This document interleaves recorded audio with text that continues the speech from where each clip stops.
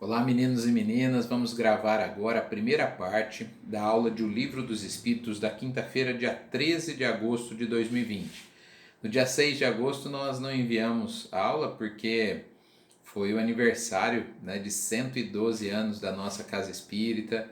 Tivemos uma palestra muito boa com o Edgar Tão, confrade da cidade de Ribeirão Preto. Espero que vocês tenham tido a oportunidade de assistir, ou pelo Facebook ou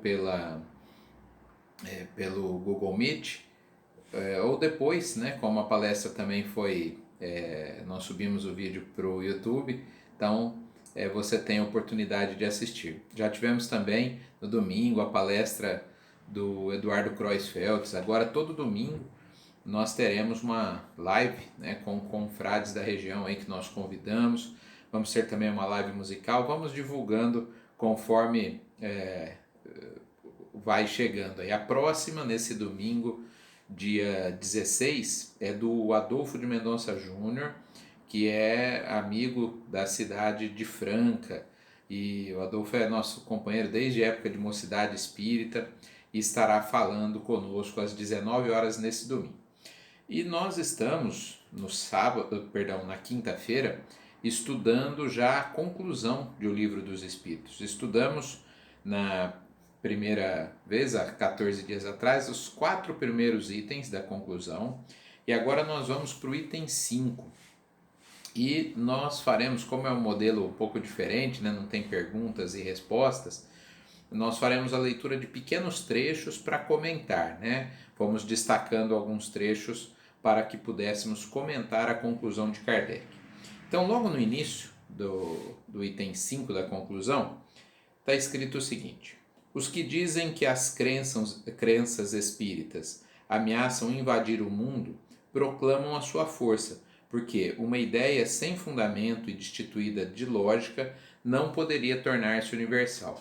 Então, o Kardec coloca o seguinte, que algumas pessoas, na sua época, lógico, mas hoje não é diferente, criticavam e falavam assim: essas ideias espíritas estão invadindo todos os lugares, estão chegando em todos os cantos. Ele falou: bom, se elas estão invadindo e chegando em todos os cantos, se ela está se tornando universal, nós vamos conversar sobre esse conceito de universalidade hoje. Então ele afirma: é porque tem lógica, é porque as pessoas estão encontrando nessa filosofia suas respostas, angústias que há tanto tempo elas tinham e de repente estão sanando essas dúvidas e angústias. Continuando ainda nessa frase: se pois o espiritismo se implanta por toda parte, se recruta adeptos sobretudo nas classes mais esclarecidas, como todos o reconhecem, é que tem um fundo de verdade.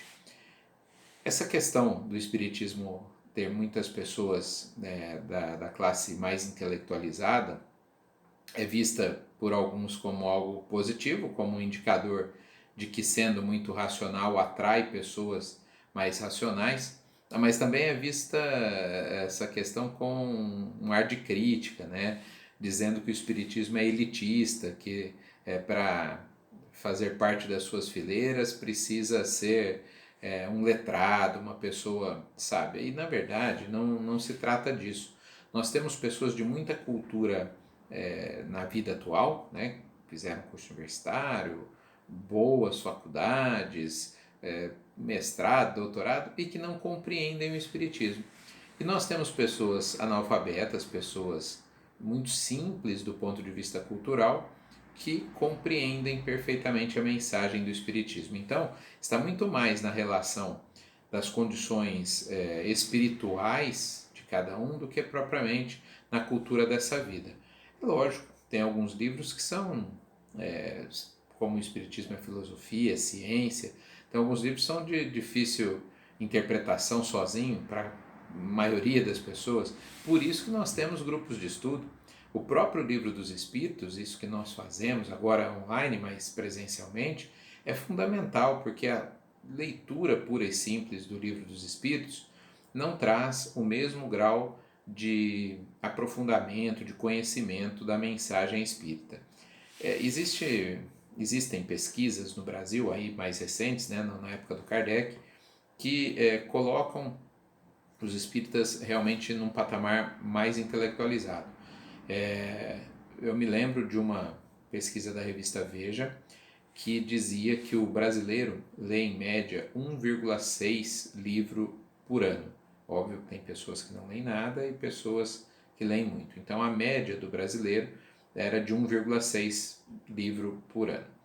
E que a média do espírita brasileiro, né, se pegasse só os espíritas, ela subia para 10,2, se eu não me engano, 10, alguma coisa. Então veja, né, como os espíritas, não fiz a conta aqui, mas acho que dá umas 7 vezes mais, né, lê 7 vezes mais do que a média dos brasileiros. Então é a prova, né, de que já é uma classe mais intelectualizada. Também, uma das formas de divulgação da doutrina espírita é através do livro, né? A gente utiliza muito esse recurso. Temos Clube do Livro, só o Chico Xavier psicografou 419 livros, mais Divaldo, né? Mais as obras básicas, mais tantos escritores espirituais e encarnados. Então, a literatura espírita realmente é muito vasta e o que leva, portanto, os espíritas a se sentirem mais atraídos, talvez, pela leitura. Mas isso não quer dizer, como eu falei, que precisa ser um letrado, aí, uma pessoa intelectualizada. Eu tive um professor da faculdade que dizia assim: livros, tê-los não significa lê-los. Lê-los não significa entendê-los. Entendê-los não significa praticá-los. Então acho que é mais ou menos isso, né? Pode ser que as pessoas tenham o livro e não leem, pode ser que elas leiam, mas não compreendam a mensagem, né? E pode ser que até compreendam, mas não conseguem praticar. Então há uma distância muito grande, né, entre também ler e se tornar um verdadeiro espírita. Posso ler muito e não conseguir absorver nada a ponto de transformar as minhas ações, os meus pensamentos e sentimentos. E aí pouca valia tem. Mas claro, a gente progride sempre e aquilo que hoje eu adquiri numa palestra, numa leitura, numa aula, numa conversa, lá na frente pode me ser útil. Ainda nesse primeiro parágrafo, no final, está dito o seguinte: e os vossos maiores adversários do Espiritismo, né, servirão a vossa causa sem o querer. Ele está dizendo que quanto mais se combate uma ideia, na época do Kardec isso foi muito combatido, mas as pessoas ficavam curiosas, então que os adversários do Espiritismo foram grandes propagandistas, né, da nova doutrina. Isso é muito claro quando a gente vê o Auto de Fé de Barcelona, né, um livreiro de Barcelona comprou do Kardec aproximadamente 300 livros, 300 obras espíritas, e foi remetido pelo correio lá, né? Quando chegou, a pessoa responsável por receber essa encomenda viu que eram livros espíritas e antes de entregar para o destinatário, foi avisar o bispo lá de Barcelona. E o bispo ficou indignado, mandou confiscar os livros e queimar em praça pública, né? Esse é um episódio conhecido como Auto de Fé de Barcelona, que tem inclusive no Obras Póstumas. E aí o que nós temos? Uma baita propaganda, porque todo mundo passou a querer ler os livros espíritas a partir desse momento. Então é impossível você deter a marcha do progresso, a marcha do conhecimento. Você pode queimar um livro, 2, 10, 1000, mas principalmente o conhecimento que é universal, e como eu falei, a gente vai tocar ainda nesse ponto da universalidade, esse não tem como deter, né? Aqui o Kardec coloca que com o Espiritismo a humanidade deve entrar numa fase nova, a do progresso moral, que é uma consequência inevitável. A gente volta para falar disso.